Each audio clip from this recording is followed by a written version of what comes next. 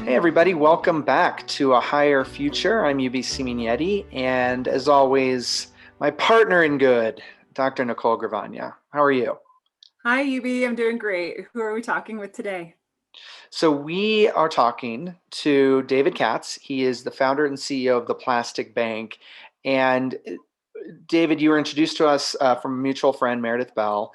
And there's just so much we're going to riff on, as you mentioned before we hit record today, because there's a lot of fascinating things that we're going to touch on, and there's just such great alignment in how you're approaching your work. But first, tell us a little bit about your work right now. Like, what are you doing?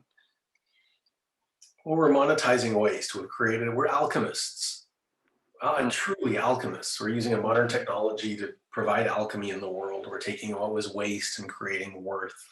We create change in the world through it. We ultimately end and endeavor to end the flow of plastic from entering the ocean by ending poverty. It's really using plastic as money for the world. We're the world's largest chain of stores for the poor, where everything in the store can be purchased using plastic garbage. School tuition, medical insurance, pharmaceuticals, Wi-Fi, cooking fuel, clean water, the basics of life that society struggles to afford, using garbage that would otherwise flow into the ocean. And that plastic we collect, that's social plastic. It's a material of significant societal value, social plastic. Not social plastic we offer and sell to great companies like SC Johnson. Go buy a bottle of Windex, and that is material that has been collected by the world's poor from ocean-bound waterways. And when you buy it, you are as well participating in the change that the world needs to see. And there's a bit more inside of it: the technology, the blockchain, the banking, credit rating, financial inclusion for the world. It's money for the world. The alchemy is at the root of it. We turn plastic into money, and then we've created the platform for that money to be exchanged, to be used in the world. It really is quite a vision to think about walking into a place where you could bring garbage and turn it into value for yourself. Does it literally happen that way? It literally happens that we were bank branches for the poor. Deposit plastic garbage, withdraw the things you need. Does It, it does it it go? literally works that way. You walk into a bank branch, you literally have the material paid by mass, and a value is transferred into your bank account. And then you carry a card or some way of It's an identifying? app, it's application. Yeah. Yeah. Okay. Fascinating. So you really to power all of this, you need humans to buy into the concept of bringing this plastic to these locations, and so how do you inspire people to do that? I love one of my most common sayings: a man convinced against his will is of the same opinion still. You can't convince anyone to do anything. So we don't convince anyone to do anything. How do we inspire them? We can. We can create a space for them to step into where they see that what's in it for them. Like, oh, hold on a second. If I do that, my life can transform. I have an unlimited income opportunity. The more I collect, the more money I make. It's just not a regular job. It's really kind of entrepreneurship.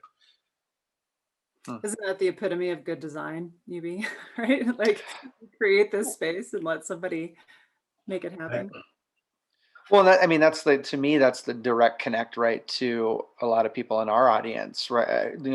There's a lot of leaders out there who, how do they create a space for their employees to come in, and it's beyond compensation, it's beyond benefits. So David, how in your mind would that translate? Well, it's about creating the space. Like, it's about being that for a leader. It's about being the leader that creates that for others. It's about being in the space that is what unfolds around you. It's not even about doing it, because doing it is in part of resistance to its non-existence. So it's about being that place as a leader. So the leadership discussion. Leadership discussion really is about, we communicated a little bit earlier about coming from the nothingness where everything is available, everything is possible. And when everything is available and possible, then we are attracting more wealth and greatness into our own lives as well. But it comes from creating creators. It comes from being in the space, seeing people as being able to be in contribution. And if I pull it back into Western employment, you know, philosophies. It's really, what's that? Hire great people and get out of their way. Well, when you Hmm. have people who are self-actualized, you don't, and you give them a responsibility. We don't operate from. I've never created the job description. I hate job descriptions. They're I can't get the word out of my mouth right. Humanizing. Dehumanizing. Yeah.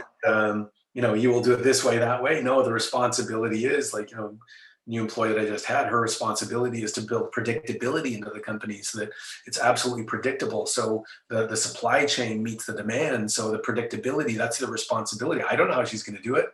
I care less. Your responsibility is to build predictability in the company so that the world works. And that's incredibly inspiring for someone who's curious, that wants to make change in the world. And they get to go create that. Great. Yeah. When inevitably things go wrong and you're going to learn mistakes, I'd love to know what the mistakes are. So come to me when something has occurred so I can learn with you. But your responsibility is to create it in the world. And we're a core values-led organization. We hire people based on the core values of the company, hire people who think like us already, and we let them a space to flourish. And so I do that by creating the space, by stepping into the awareness of it all, and by operating from that awareness. I think it's way more inspiring. You said earlier this coming from this place of almost the Yeah. emptiness where you have nothing already in front of you. You have no agenda, and that allows things to happen in a way that it can't when you have a strong agenda. Um, for someone who this is a new concept for, Yeah. how do you run a business? How do you accomplish what you're attempting to accomplish without an agenda? Well, we still have performance indicator. We still have deliverables. We still have all those things. We still know the change we want to create in the world. That's a little bit different. It's still from the nothingness. How you get there is in the nothingness. We know what we're creating. We've already stepped forward into the future.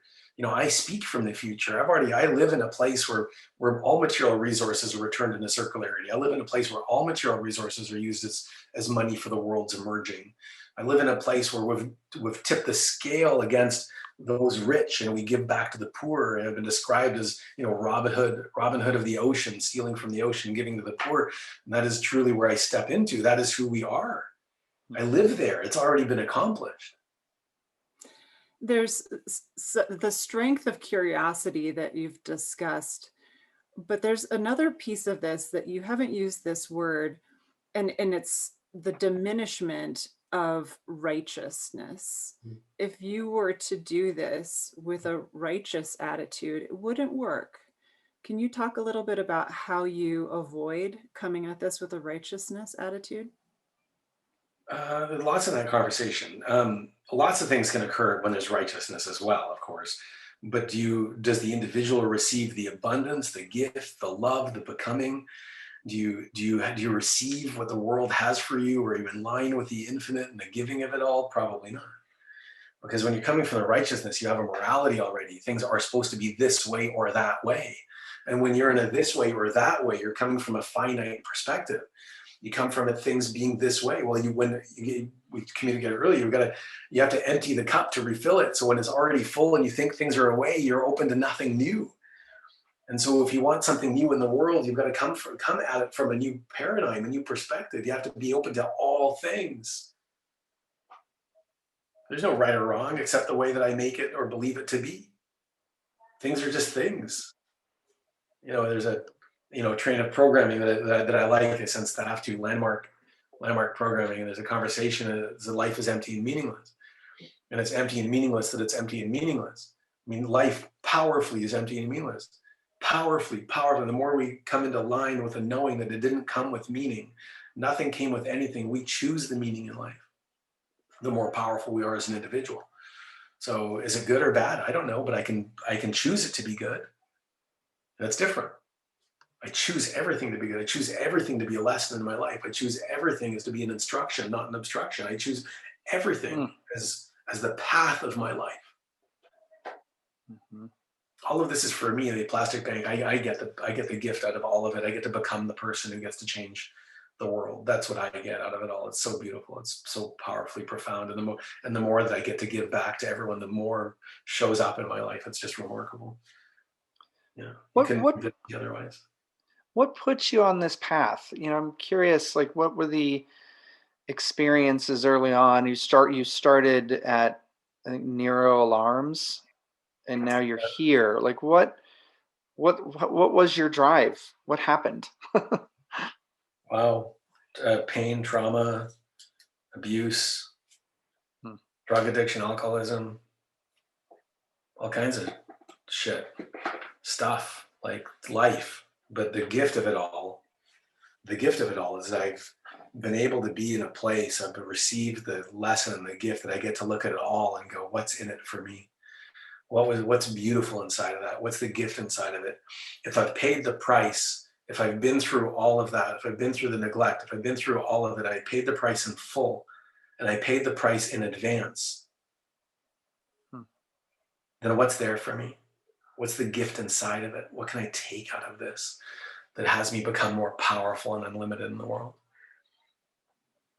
Right? I've got some morose stories as well. I've got all kinds of, I've had to overcome all kinds of personal tragedy as well. I lost a daughter a few years ago as well. All kinds. I continue to look for the gift in all of it. That's been the lesson of it all. It's like, oh, what's there? What's beautiful? Where's the compassion there? Oh, there's love. Oh God, the greater depth of love. There's more for everyone. I became bigger in the world. Oh, I've got a greater depth of compassion I get to give in the world. Got it. Hmm. If you paid the price in full in advance, there's nothing you can do to repair anything or return anything. Nothing. No one comes back if they're dead. Nothing changes anything. So what you get to do is go, okay, what's here? Where's the gift? And you get to look, and you get to search, and of course you see what you're looking for. You see what you believe already. So okay, right? I've never heard anyone compare that thing you have to do to get to the other side of pain with double indemnity. Like Mm-hmm. you don't have to be punished twice as Nope. long as you pay Exactly. you. Exactly. You're all You pay set. exactly. Exactly. And I also like communicating it. I do find that in communications of those things, like in the communication of those things, that also I find and I look for others who have experienced those things so I can also help them see a new way of thinking. Right. Mm-hmm. And I'm going to take a moment here in the time we have in the communication that if someone knows someone who's lost a child or someone who's lost a child, I'm the recognition that there's no word for a parent. There's no widow, widower, orphan. So parents, of course, feel lost. They feel that is their lot in life now. They become the parent that has lost a child. They think that's their identity.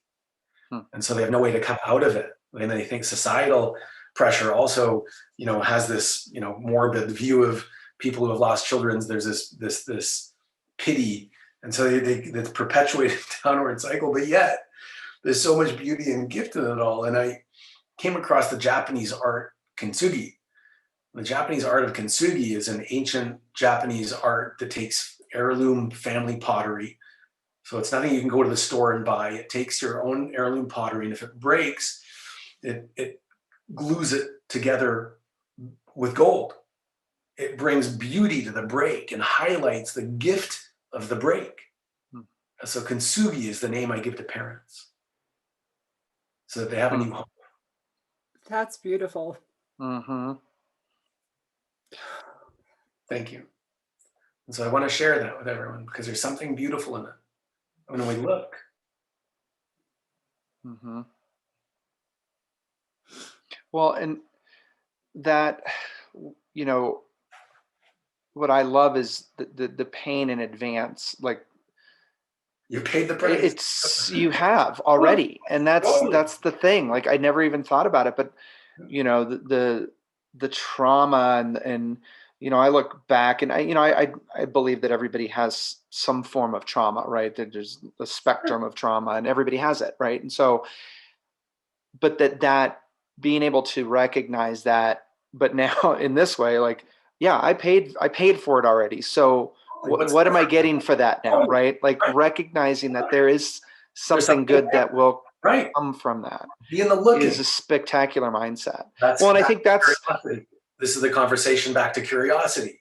yeah, right. That's it. Be curious inside of it. What's inside of there? What else is beautiful Yes. inside of it? Look for it. Always be looking.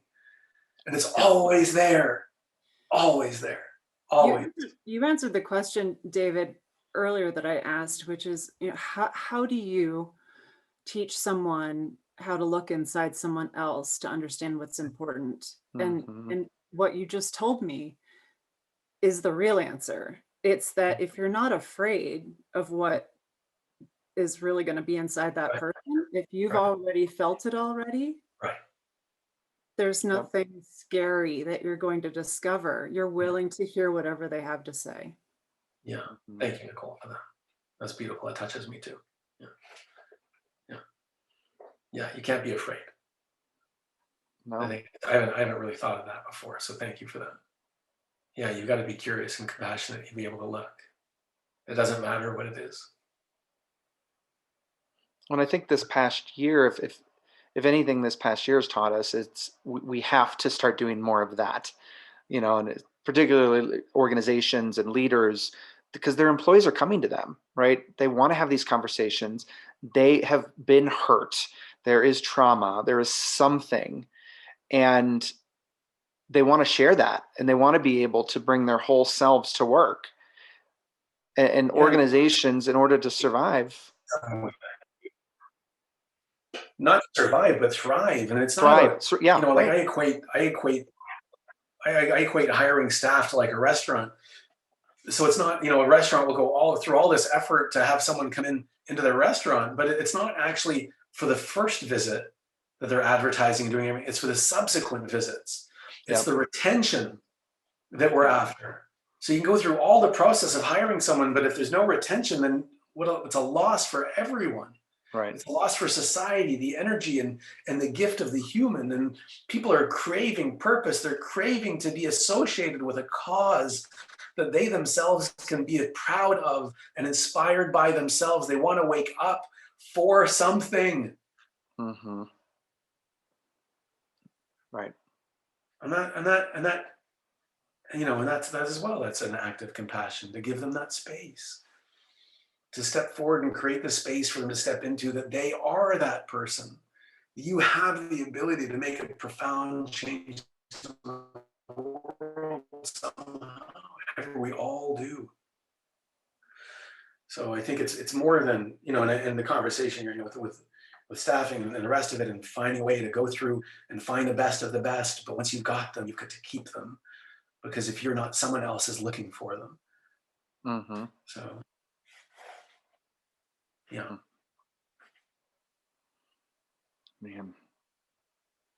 Nicole, what are you thinking? So I asked earlier, and I'm curious to see if you've come up with any thoughts that you use the word bottle as a symbol for all kinds of waste. And plastic itself may also be a symbol. It strikes me that you use it in that way. Yeah. It Is is a symbol. I mean, it really is powerfully a symbol. What is it a symbol for? It'll be the exploration of that. Where's the gift in this? It's access. It's, I love that the material is remarkable. We have to stop vilifying it. Like, and I'll ask into the audience here, if every bottle or every piece of packaging, again, we use bottle as a symbol, if every bottle was $5, how many would we see in the environment? How many would you see in the roadway or in the garbage bin in the ocean? Well, would none. So it has nothing to do with the plastic. It's us. It's the us, us, us. We want to vilify other things outside of us. I didn't do it. It's the plastic. Someone should stop using plastic. Stop it, everybody. Stop it. Let's see the value in thing and in person and the environment.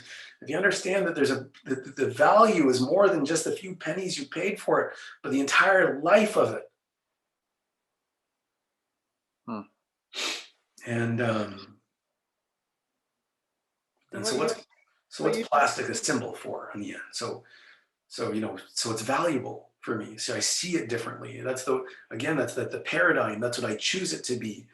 If life is empty and meaningless, I can look at plastic and go, oh, I place meaning on it. I place it as value. I place that as being worth for the world. I place it as money. I place value on that. I make it mean the end of poverty. I make it mean the end of suffering, the end of hunger, the end of gender inequality, the end of degradation. But how do we get sort of how do we get human beings to see that, right? Like, that it's most human beings, Man convinced against his will right? is of the same opinion still. We can create the space for people to step into. I wish we could just make people see it. We can't. Now, luckily, fortunately, there's been a bit of an awakening within the next generation, this Greta generation, where we had tens of millions of students marching through the streets demanding something be done against climate change.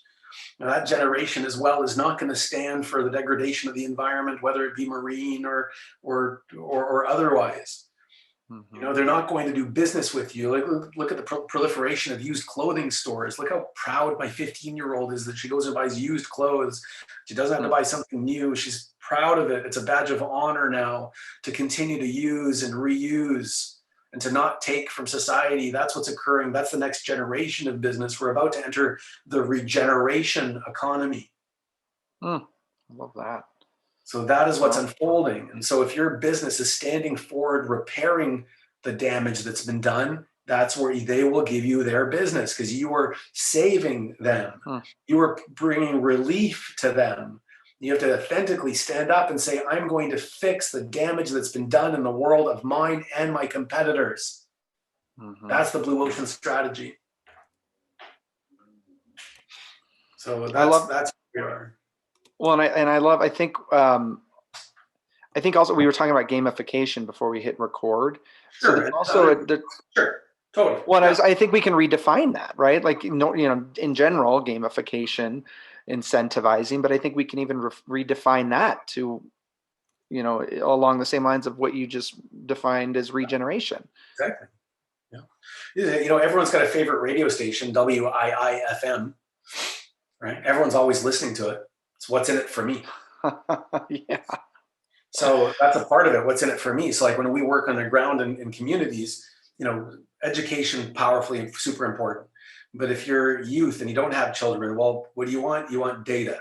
You want cell phone minutes. Oh, what? There's data and cell phone minutes? So really, the human dynamic for us is going to a community, understanding who's in the community, what's the demographic in that community, what is occurring, what do people need, and then providing those basics, things that they struggle to afford. They want them, they desire them, they have an attachment to having those things, but struggle to afford them. Well, okay, I can use plastic and I can keep the pocket of my money. It's like it's the English colloquial expression that you have your cake and eat it too, or eat your cake and have it too. Right? You can have your cell phone minutes and have money in your pocket. Oh, okay. So I've now written down the symbol for the plastic symbol. Yeah. Which is this human power to make this mean anything. To mean anything, yeah. And it is exactly what plastic means. And I hadn't actually put those two things together until just now. That's really beautiful. I love that. It's a beautiful contribution. Cool. Thank you. Beautiful contribution. Yeah. It's what we do. That's it. That's the alchemy of it. Yeah. So in your mind, like what post-pandemic, post George Floyd, post where do you see things in a few years from now?